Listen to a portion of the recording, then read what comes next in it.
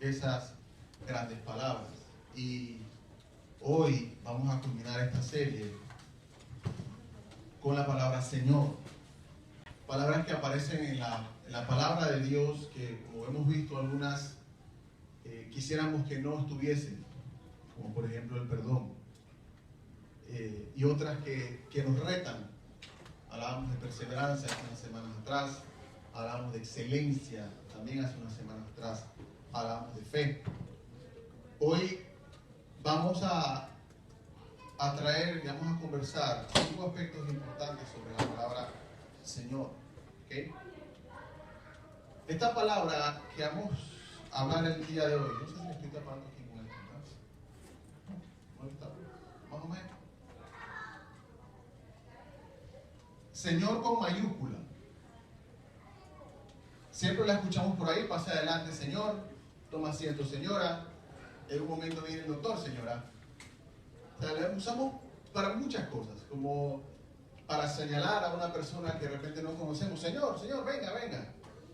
O para, como medida de respeto, señor Paul, ¿cómo está? Cuando te quieren un correo, señor, señora. Si no saben si de repente eres un licenciado, eres un doctor, te ponen señor. Está bien, como señal de respeto. Lo que vamos a hablar hoy es la palabra Señor con mayúscula, porque es una palabra que nosotros como cristianos usamos mucho para referirnos a Dios.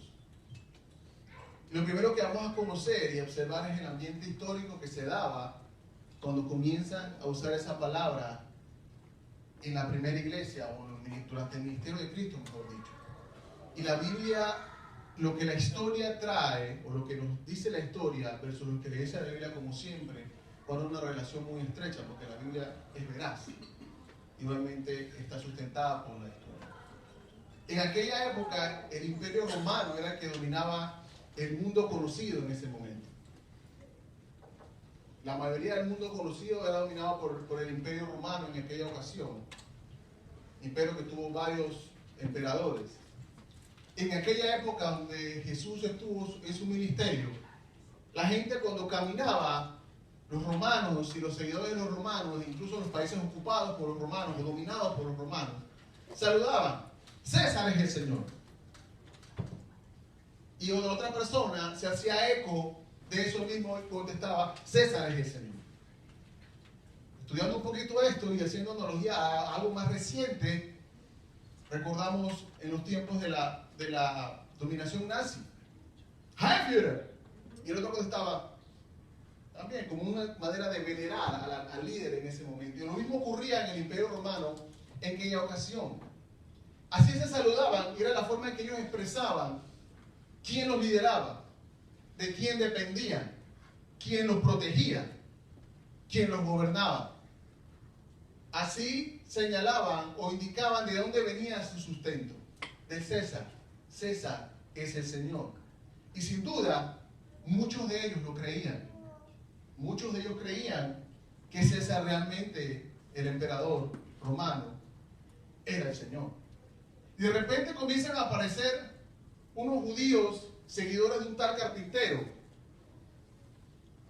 que cuando se acercaba un seguidor del Imperio Romano decía: César es el Señor, ellos le contestaban: Jesús es el Señor.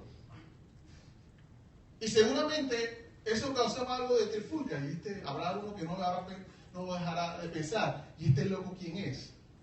Loco él y loco que piensa que Jesús es el Señor. ¿Estás loco? ¿Qué te pasa? Quizás habrán discutido en el camino, capaz lo habrán ignorado y lo habrán mirado como que: ¿y este de dónde salió?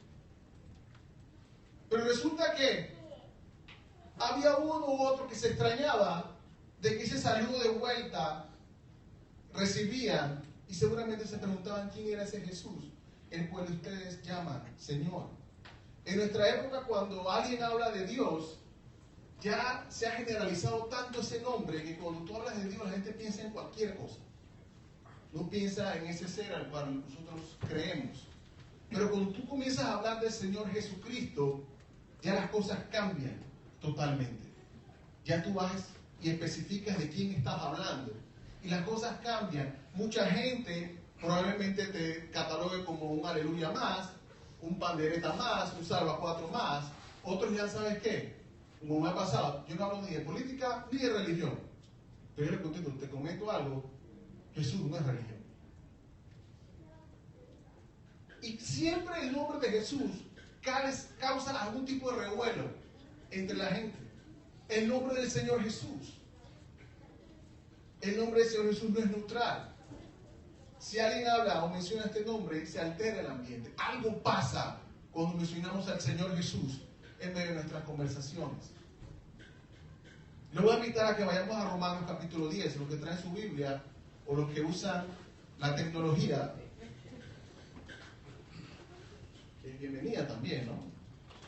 Los que usan su tecnología o usan su Biblia, vamos a Romanos capítulo 10, vamos a leer un solo versículo. Versículo 9. El que no tiene puede leerlo en la pantalla. Dice así, que si confiesas con tu boca que Jesús es el Señor y crees en tu corazón que Dios lo levantó de los muertos, serás salvo.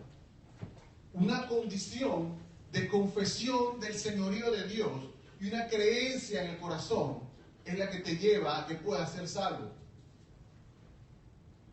Esta mañana quiero que veamos 5 conceptos fundamentales que la palabra de Dios nos confronta a ver si realmente creemos que es cierto que Jesús es el Señor. Oremos primero. Señor, gracias por tu palabra. Gracias, Señor, por permitirnos estar aquí en tu casa, en tu iglesia, Señor. Gracias por tu presencia en medio nuestro. Sabemos, creemos y estamos confiando y con seguridad de que tú estás en medio nuestro, Señor. Rogamos que tu Santo Espíritu abra nuestros corazones, Señor, que revele cosas, que saca a flote cosas, Señor, que debemos cambiar, mejorar, corregir, Señor, para acercarnos cada día más a esa figura del varón perfecto que tú nos has llamado a cumplir y que se culminará cuando estemos en tu presencia, Señor.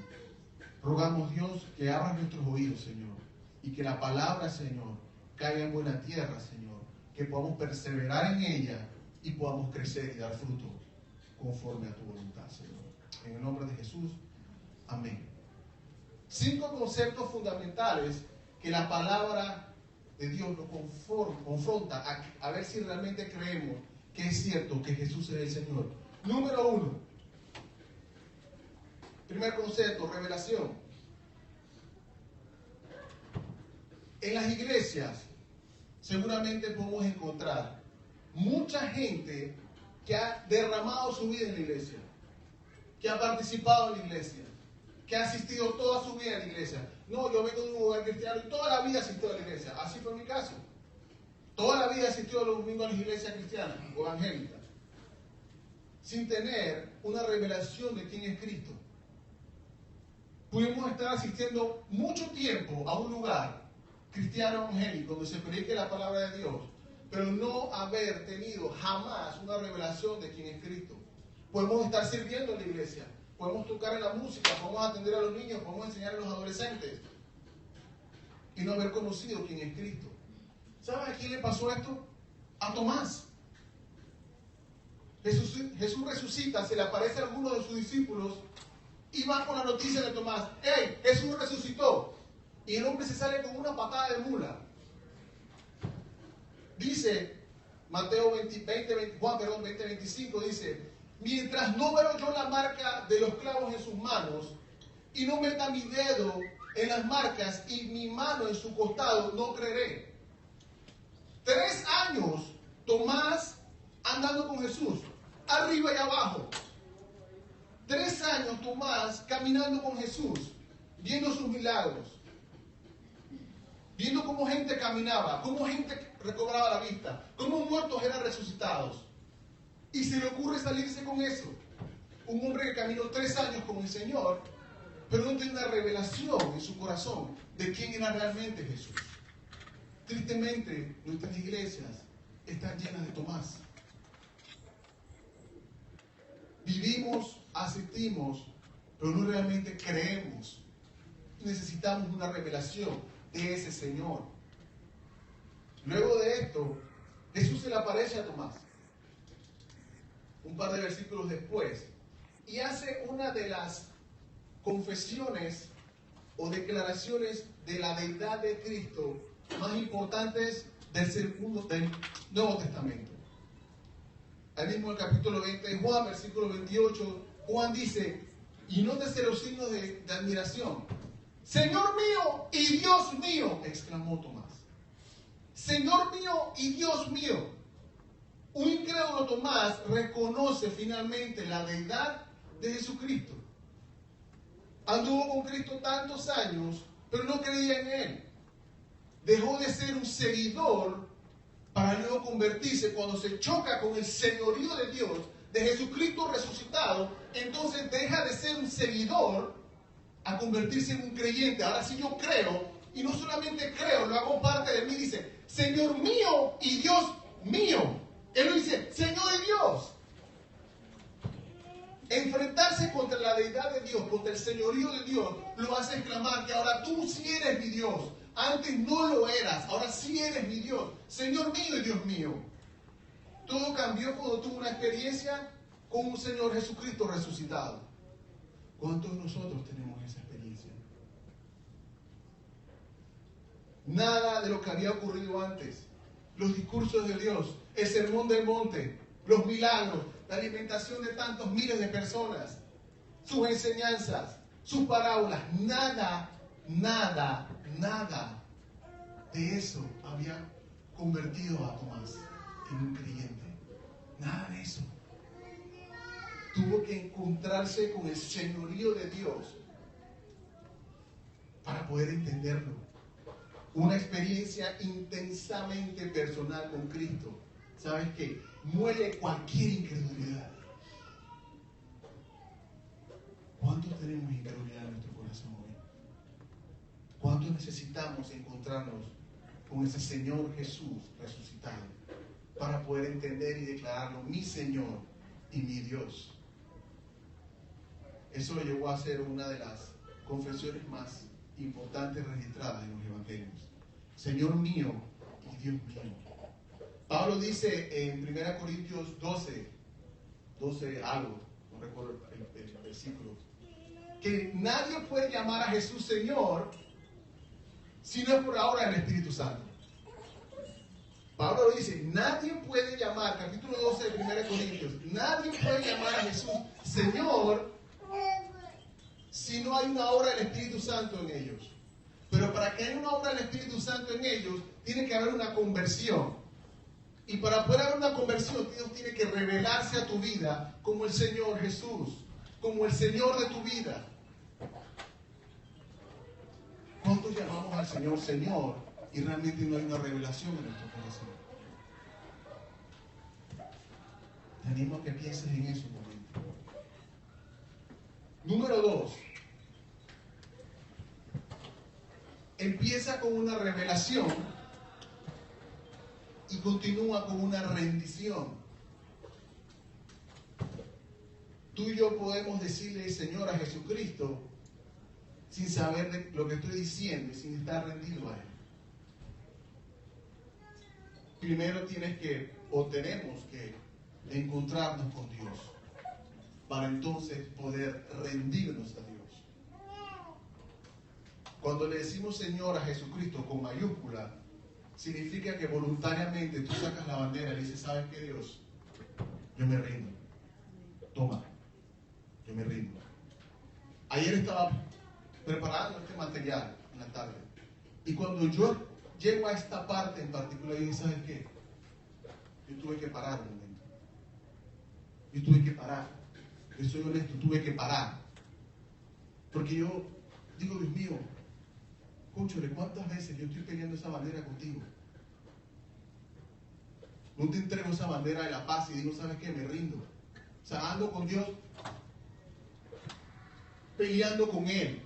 Y Dios mío, wow, o sea, ¿cuántas veces yo te amo a ti, Señor? Y te digo, te amo, Señor, y te canto, Señor, pero realmente no te rindo mi vida. Entonces no eres mi Señor. Si yo no rindo mi vida, entonces no eres mi Señor. Punto. La única forma en que los señores estos del Imperio Romano creían que César era el Señor, porque se rendían a César. Pero si tú no eres capaz de rendir tu vida al Señor, entonces no podemos llamar al Señor Señor. No puedes llamar a Jesucristo mi Señor, mi Dios, como lo hizo Tomás. Tiene que haber una rendición de parte nuestra. Pablo le escribe a Filipenses capítulo 2, versículos 10 y 11, dice, para que ante el nombre del Señor se doble toda rodilla en el cielo y en la tierra y debajo de la tierra. Versículo 11, y toda lengua confiese que Jesucristo es el Señor, para gloria de Dios Padre. Filipenses 2, 10 y 11. La rendición debe ser la segunda reacción que debemos enfrentar cuando estamos cara a cara con el señorío de Jesucristo. Lo que es cierto, lo que dice Pablo aquí, es que llegará un día en que todos, nos guste o no nos guste, nos vamos a tener que doblar nuestras rodillas delante del Señor. Todos. Pablo dice, toda rodilla en el cielo, los ángeles y todos los que están ahí arriba van a doblar su rodilla. En la tierra, tú y yo, si estamos vivos, vamos a tener que doblar la rodilla. Y debajo de la tierra, todos los que ya no estemos, si es que no estamos, vamos a tener una forma, no sé cómo vamos a hacer, pero vamos a tener que doblar la rodilla. Todos, de algún momento, vas a tener que doblar la rodilla. Vas a tener que reconocer que sin Él no podemos. De reconocer que te tienes que rendir a Él. Eso incluye a todos los ateos. Eso lo incluye a todos los científicos que niegan la creación. Eso incluye a todos los famosos atletas, brillantes científicos, gente adinerada, periodistas influyentes. Todos confesarán que Jesucristo es el Señor.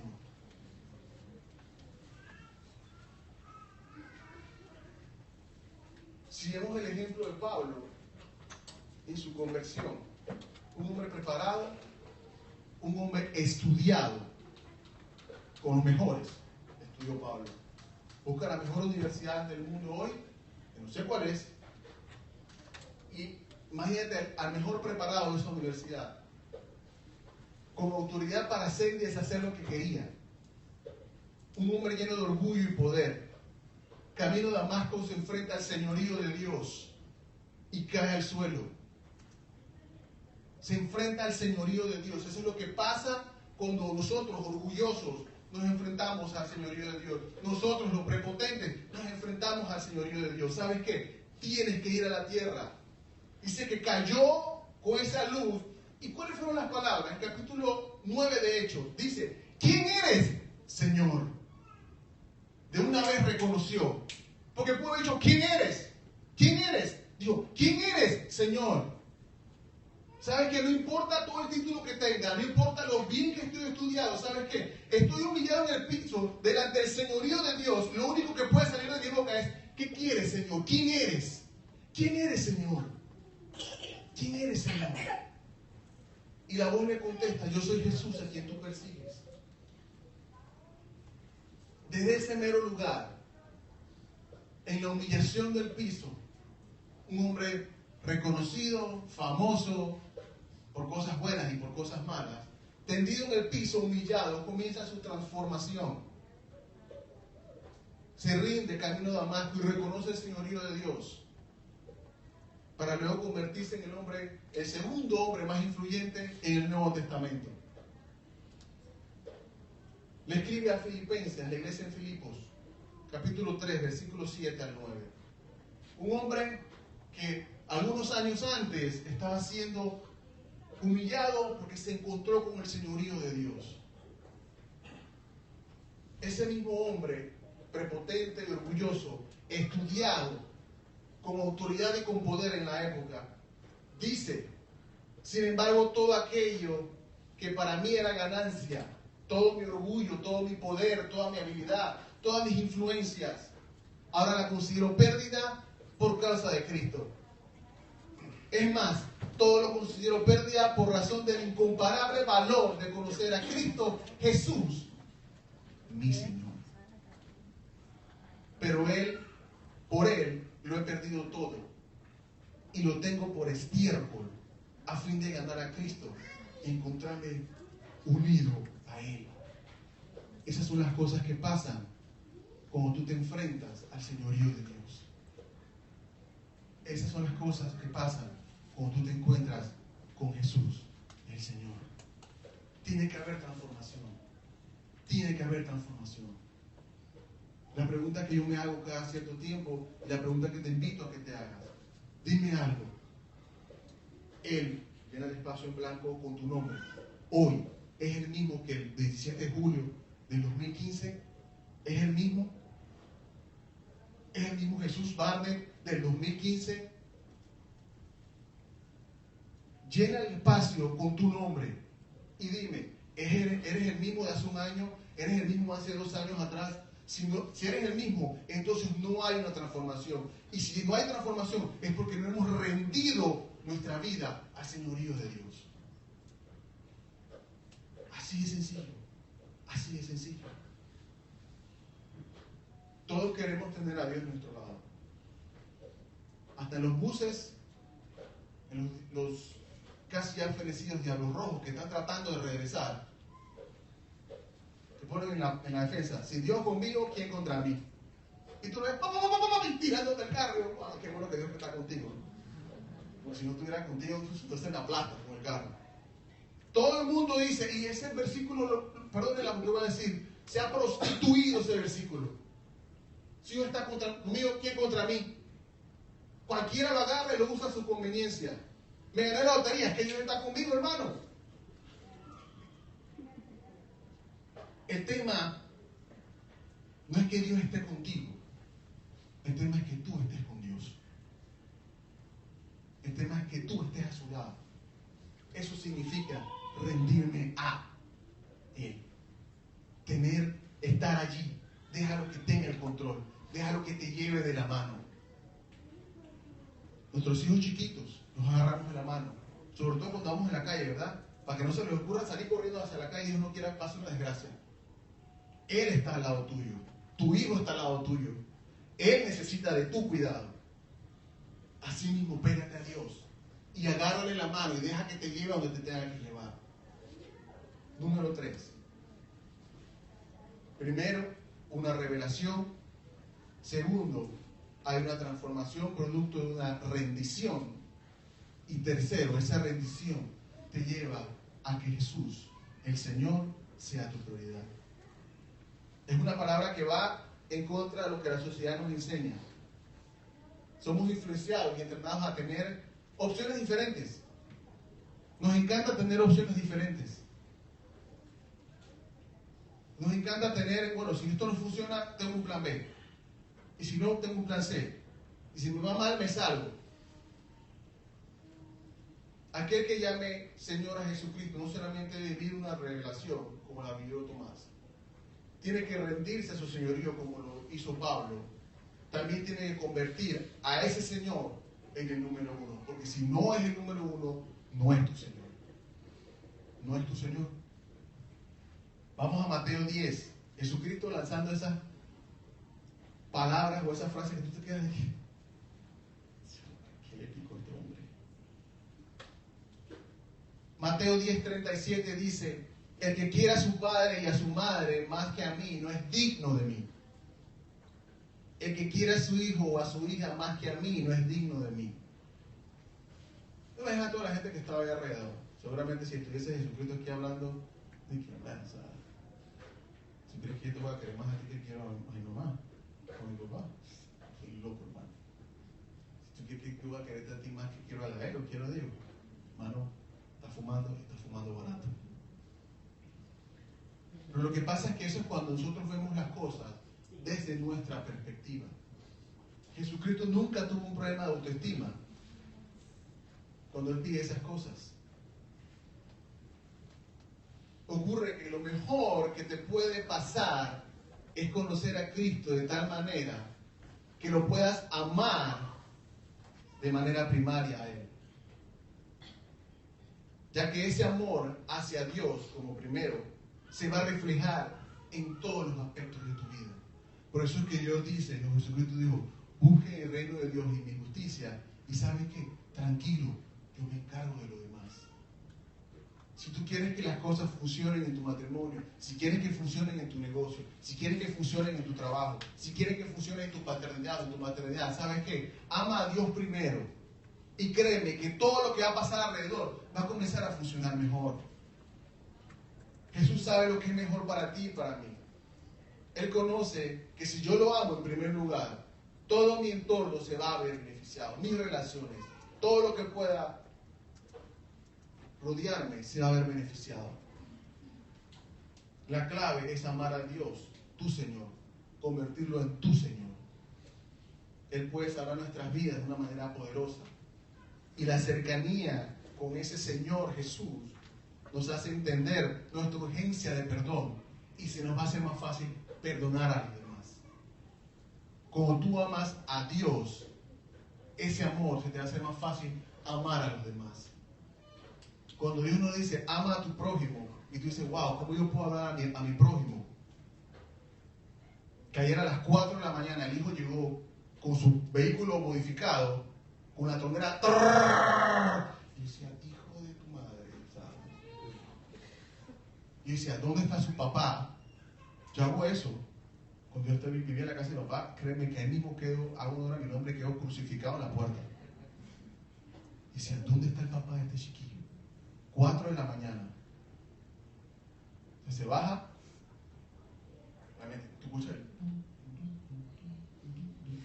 Cuando abre la puerta, ¡tum, tum! Se baja a abrir la puerta del garaje con toda la pasta del mundo y mis hijos durmiendo allí. ¿Cómo tú puedes amar a alguien así? Tú puedes amar a alguien así cuando tú te enfrentas al señorío de Dios, cuando Dios se convierte en tu prioridad y lo amas a Él, Dios te ayuda a amar a los demás. Así es que puedes amar a alguien, no por tus propias fuerzas. Por eso es que Jesucristo dice, ¿sabes qué? Si tú amas más a tu papá que a mí, entonces no eres digno de mí. Ámame a mí primero y créeme que yo voy a hacer mucho más fácil que tú ames a tu papá, que tú ames a tu vecino y al hijo escandaloso que tiene. Así, cuando tú te enfrentas al señorío de Dios, tus prioridades cambian. Lo mejor que nos puede pasar a nosotros es poder llamar a Jesús Señor y hacerlo nuestra prioridad. Esa prioridad nos lleva al punto 5, que guarda mucha relación. Punto 4, perdón. Exclusividad. Otra palabra difícil de digerir para nuestra sociedad postmoderna, en la que hay menos compromiso y lo queremos todo. Propagandas de que señores, ¿cuál zapato quiere? ¡Me los llevo todos! O sea, queremos todo. No hay exclusividad para nada. No hay exclusividad en nuestras relaciones, no hay exclusividad en nada. Una sociedad postmoderna en la cual cada vez la lealtad va desapareciendo. Pero les comento que en el cristianismo no funciona así. Cuando decimos Señor a Jesucristo, ese mismo celo que habla la Biblia, que Dios tenía en el Antiguo Testamento, es el celo que debemos tener y que Jesús enseña en el Nuevo Testamento. Mateo 6:24 dice, nadie puede servir a dos señores, pues menospreciará a uno y amará a otro. Querrá mucho a uno y despreciará a otro. No se puede servir a la vez a Dios y a la riqueza. En el Antiguo Testamento Dios le decía y se lo recordaba al pueblo judío: hey, yo soy Dios, yo soy celoso, yo no comparto con más nadie. ¿Cómo es que dicen ustedes, nuestro amigo venezolano?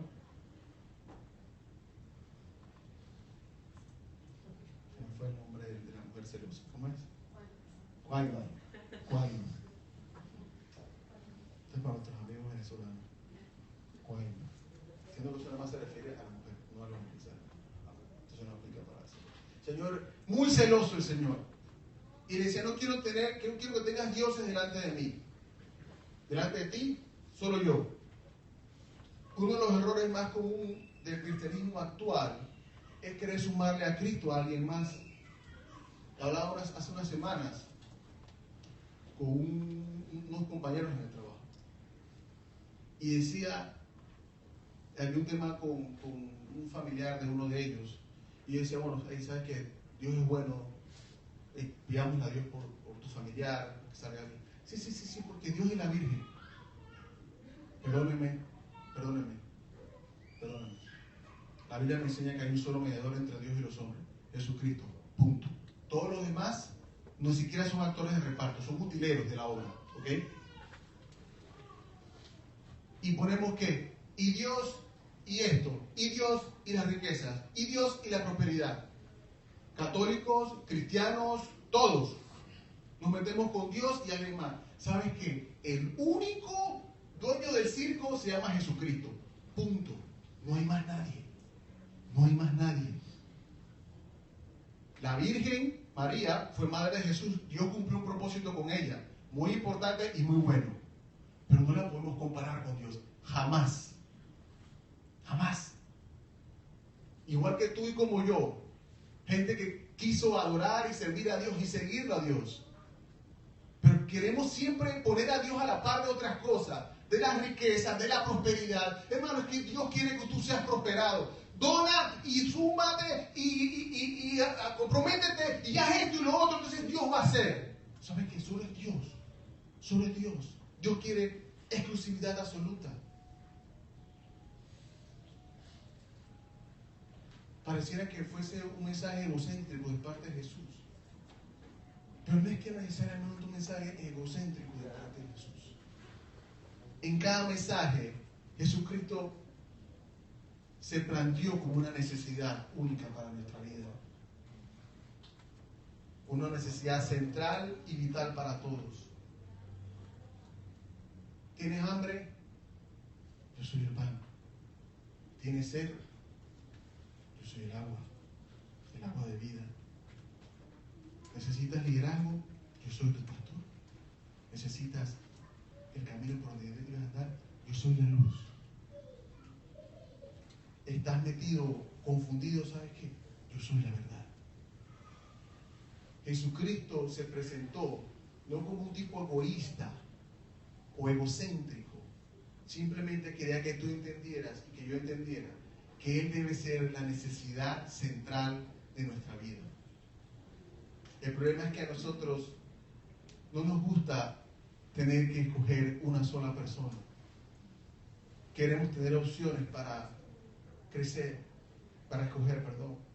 Vivimos en una sociedad con una crisis existencial. Anda buscando ídolos a que seguir. Y nos olvidamos del Señor Jesús. Me sorprendió mucho en la Copa América cuando en la semifinal contra Estados Unidos se mete un muchacho cuando iba a empezar el segundo tiempo en el juego de Argentina con Estados Unidos. No sé si lo llegaron a ver. Se mete un muchacho a la cancha y comienza a hacerle una venia a Messi. Y decía, wow. Le hace una venia a Messi. Saquemos lo excelente jugador que es. O sea, eso no tiene nada que ver. Decía, Dios mío, tenemos realmente una crisis existencial en nuestra vida. Hacerle la venia a otro ser humano. Y así hay por montones, por montones. Cuando Jesucristo es tu Señor, es porque llena todo y no hay que hacerle venia a nadie. Cuando Jesucristo es tu Señor, no hay espacio para más nada, porque ya no necesitas más nada. Número 5. Revelación, rendición, prioridad, exclusividad, obediencia. Al llamarlo Señor, esto de por sí ya implica que debes obedecerlo. Estos romanos no pueden decir César es el Señor y no pagarle sus tributos. Ahora, ¿cuánto más Jesús? Jesucristo nuevamente, hablando en Mateo 7:21, dice, no todo el que me dice Señor, Señor, entrará al reino de los cielos, sino solo el que hace la voluntad de mi Padre que está en el cielo. El que entra al reino de los cielos no es aquel que dice Señor, Señor. Entonces, ¿quién es? Es el que dice Señor, Señor, porque realmente decidió rendir su vida producto de una revelación. Y producto de esa revelación, entonces, lo hace una prioridad y una exclusividad. Y decide voluntariamente obedecer a Dios. Estamos acostumbrados a pensar en nosotros primero. Por ende, la obediencia, el sometimiento a otro no es una prioridad. Ya hoy en día tú ves gente enfrentándose a la autoridad, enfrentándose a los policías, discutiéndole a los policías. Ya se perdió el respeto a la autoridad. Digo, hablando de los policías que ejercen correctamente, ¿ok? Entonces pasa la luz roja, ¿para qué? Ya estaba cambiando. Yo he sido uno de esos, que me he enfrascado con una oficial de tránsito, que son tesas las mujeres en el tránsito. Las mujeres son duras. ¿Y sabes qué? Hey, yo estaba molesto. Y fue atrás con un Diego chiquito de brazos. Esos... Estaba molesto. Y subió el video. La mujer me estaba hablando. Yo estaba dentro del carro. Subió el video. Y le dije una franquita así. Su boleta, caballero. Digo, su licencia. Sacó mi licencia y se la pasó por la rejilla. Así. La mujer se va de atrás. Obviamente ve la placa del vehículo.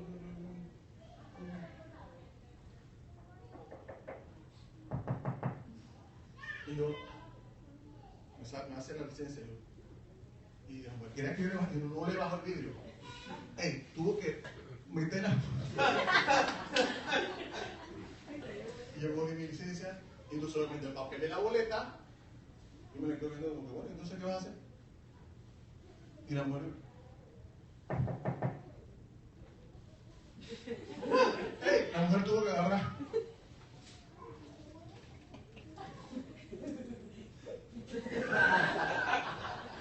No hagan eso, por favor. Eso pasa mucho, señor. Digo, estaba chiquito, yo estaba... Está bien, no soy así. Estamos acostumbrados a saber qué. Perdemos el respeto por la autoridad.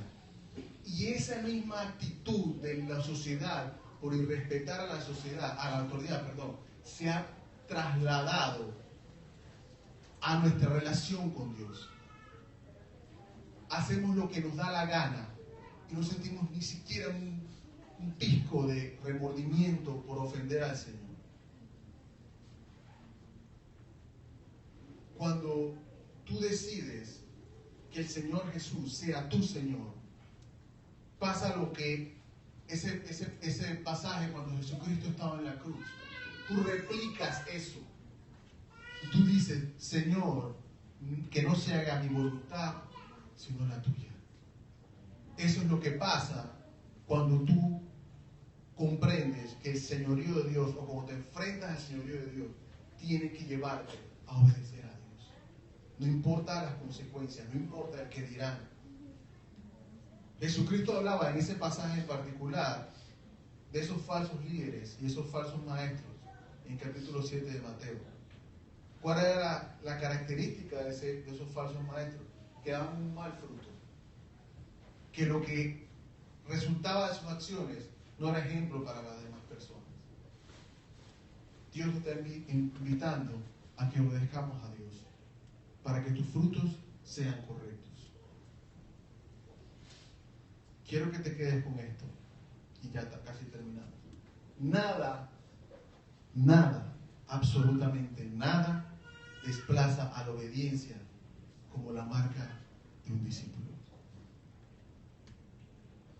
Si tú te llamas discípulo del Señor, tienes que obedecerle. Si no lo obedeces, lamento decirte que 2 y 2 son 4. No eres un discípulo. Duele.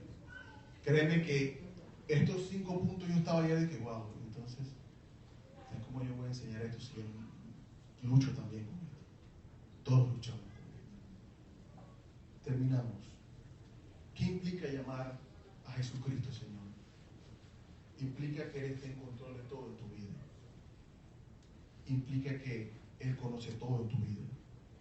Implica que Él es el dueño de todo en tu vida. Implica que Dios está sobre todas las cosas en tu vida. Sobre todo e incluso tu vida. Así como en aquellos tiempos los romanos y las colonias dominadas por los romanos se saludaban: César es el Señor. Hoy Dios nos invita a vivir una lealtad, una vida de lealtad y de adoración suprema en nuestro corazón, viviendo con la convicción de que solo Jesús es el Señor. Señor, gracias. Gracias, Señor. Y lo decimos, Señor, con convicción. Señor, tú eres nuestro Señor. Como dijo tu discípulo Tomás cuando se encontró, cuando se estrelló con tu señorío: Señor mío y Dios mío. Solo allí, Señor, cuando nos estrellamos con tu majestad, Dios, que caemos al suelo como Pablo, es que podemos destruir, o es que se puede destruir, anular, se puede hacer cenizas y polvo nuestra incredulidad. Dios, si por años hemos asistido a una iglesia, Dios, y hemos vivido, Señor, como seguidores de Dios, o seguidores de ti, Jesús, y no como creyentes, Señor. Como dijo aquel hombre, Dios, ayuda a nuestra fe. Quiero creer, ayúdame a mi fe. Te lo pido, Señor. Ayúdanos, Señor, a vivir acorde a ese Señor que decimos y hemos decidido servir. En rendición, en exclusividad, en prioridad y en obediencia, Señor. Gracias, Dios. Gracias, Señor. Gracias, Señor.